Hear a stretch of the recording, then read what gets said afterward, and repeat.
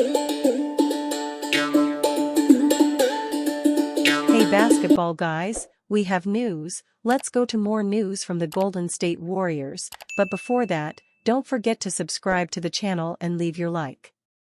Draymond Green has a reputation for being controversial and causing problems with rivals and even his teammates. Draymond Green has these mental and rich problems, but he is a great player and a four-time NBA champion with the Warriors.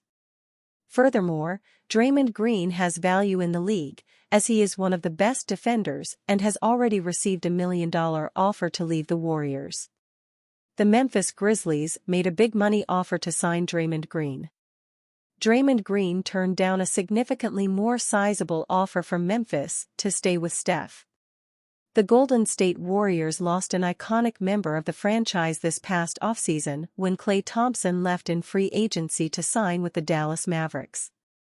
However, it was just a year prior that another core member of the Warriors' recent dynastic run nearly left the franchise in free agency.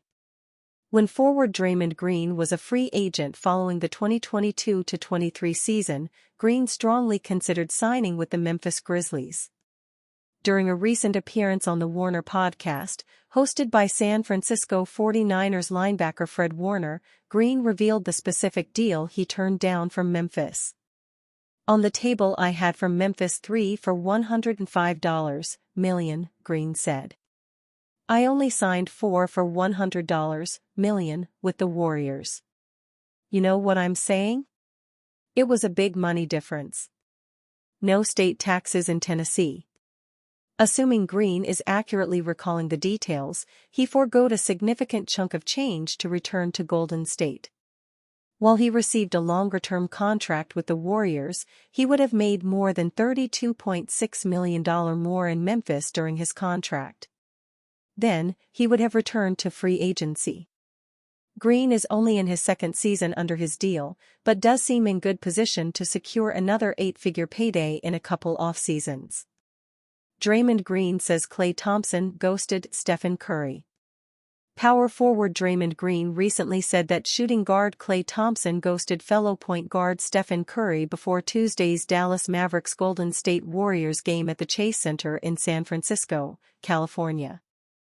Green, 34, can be described as a man of many words. Green's show, The Draymond Green Show with Baron Davis, showcases a wide range of thoughts from him and Davis, 45, a former point guard on the 2006-2007 We Believe Warriors team. In a recent episode, Green shared some thoughts about the Mavericks-Warriors game, which was much anticipated due to Thompson's return to the Bay Area. In case you missed it, Salute Captain Klay night consisted of 400 Warriors employees wearing captain hats and greeting Thompson at the Chase Center before pre-game festivities, including a ceremony paying tribute to Thompson's contributions to the team and tradition of boating across the bay to the team's home games. Draymond Green recently recorded a new episode of his podcast The Draymond Green Show with Baron Davis. Green said the now Dallas Mavericks guard Klay Thompson ghosted former Splash brother Stephen Curry ahead of his first game against the Golden State Warriors.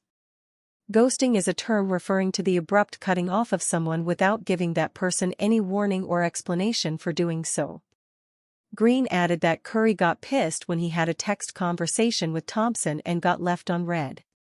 Thompson might have been busy or had to deal with something that came up, but Green's recent comments were thought-provoking for some if not most fans. Thompson and Curry are reportedly close friends, despite not being close until their third season when they played on Team USA together. In addition, Thompson, Curry, and Green were the Warriors' big three for years, so Green's comments should provide insight into the trio's relationship with one another. Draymond Green's recent claims on his show were likely true, given that Green, Klay Thompson, and Stephen Curry were reportedly close friends on and off the court for the Golden State Warriors. The Warriors' Big Three and the Splash Brothers were one of the biggest trios and duos for over a decade. Draymond Green's claims have sparked discussions in the basketball world. There wasn't outright hostility from Thompson and the Mavericks, Curry and the Warriors, or Warriors fans, so it's safe to say that Thompson and Curry both had a point to prove to the general public. Thompson is trying to achieve a redemption season, while Curry strives to put on a show after a left peroneal strain. The Warriors' 120-117 win over the Mavericks was a small sample size of a potential rivalry. What does Tracey Jackson-Davis' role this season mean? Slightly less visible, perhaps, is the usage of Tracey Jackson-Davis. Though the 6'9" center started all 22 of those games, the splits tell a story of a shifting role. Jackson-Davis as a rookie finished with a flourish, averaging 10.5 points per game on 66.2% shooting, as well as 7.7 rebounds and 1.6 blocks. Spectacle was common, and he averaged 25.4 minutes as the Warriors squeaked into play-in tournament. Jackson in year 2? Aside from a slight rise in field goal percentage, 68.4, TJD's numbers are down across the board: 7.9 points, 4.7 rebounds, 0.5 blocks, and 16.5 minutes, roughly equal to the 16.1 minutes of backup center Kevin Looney. No less notable is that the kind of wow moments that announced TJD's arrival last season have been scarce. So, I asked Coach Steve Kerr for an assessment of Jackson-Davis' first 11 games, and the coach was quick to respond. What is the big man's role? It's pace with Tracey, Kerr said Thursday. The way he played the other night, the force in transition, the buckets he got early in the third by running the floor, protecting the rim, rebounding. When he really sprints the floor, you feel it. And we feel it. Jackson-Davis played only 14 minutes Tuesday night, delivering 8 points and 9 rebounds in Golden State's 120-117 win over the Dallas Mavericks. He made 3 of 5 from the field, only 2 of 6 from the line. He added 2 assists and 2 steals but had 0 blocks. He's settled into a role now where he's going to play a little bit like the Zaza, Pachulia role or JaVale McGee, Kerr said. He'll play the first 6 or 7 minutes of each half and then see where it goes. TJD is being asked to set strong screens and pass as effectively as Pachulia did a few years ago. He also is being asked, urged and told to sprint from rim to rim, protecting the rim on one end and smashing lobs on the other, as McGee did when subbing for Pachulia. Jackson-Davis is trying to make the adjustment, and it's not always smooth. Defensively, I think there's some times where I'm still a little hesitant on when to go and when not to go, he said. Those are things I just continue to need to watch film on. Offensively, I'm just continuing to work on my screening, continuing to run to the rim. Doing stuff of that nature. That's all coaches ask of me, is to be a rim runner, because if I put pressure on the rim, it opens guys for shots or I get easy dunks. Those are the main things. But coach is saying I'm doing a great job, so I just need to continue to improve at those things and keep working. This is a slight tweak to TJD's duties as outlined last season with the Warriors. With greater minutes, he produced 9 games with at least 15 points, 9 games with double-digit rebounding and 9 games with at least 3 blocks. There were numerous occasions when he simply dazzled.